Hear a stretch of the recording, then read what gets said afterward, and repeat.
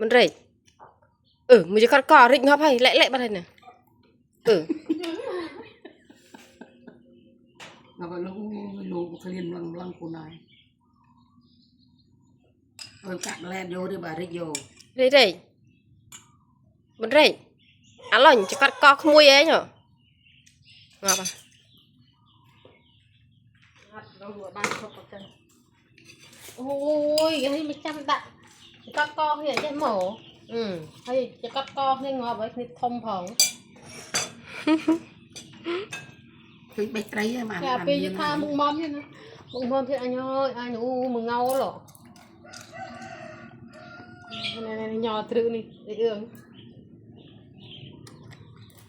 นี่อยากเพลินได้เร่ง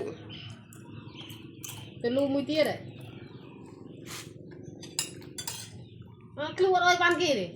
ใครก็เดินเคยอันนู้นโม่มีนั่งบ้านโม่ครูเนี่ยนะเธอจะบ้านพี่ตุ่มไปมันโม่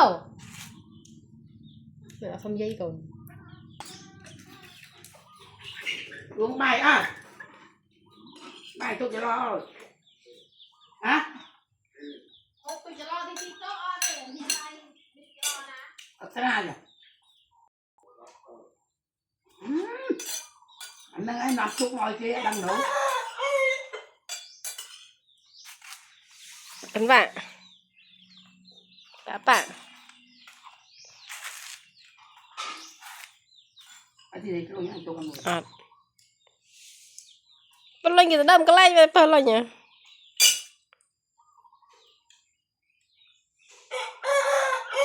โอ้ยมุ้ยอัดมุ้ยแบบนั้นเนี่ยไม่รู้แล้วเข้มรู้อะไรเนี่ยป่ะไม่รู้เนี่ยไม่รู้มันดอกไม่รู้เนี่ยบ้านสิเด้อนั่นเถอะ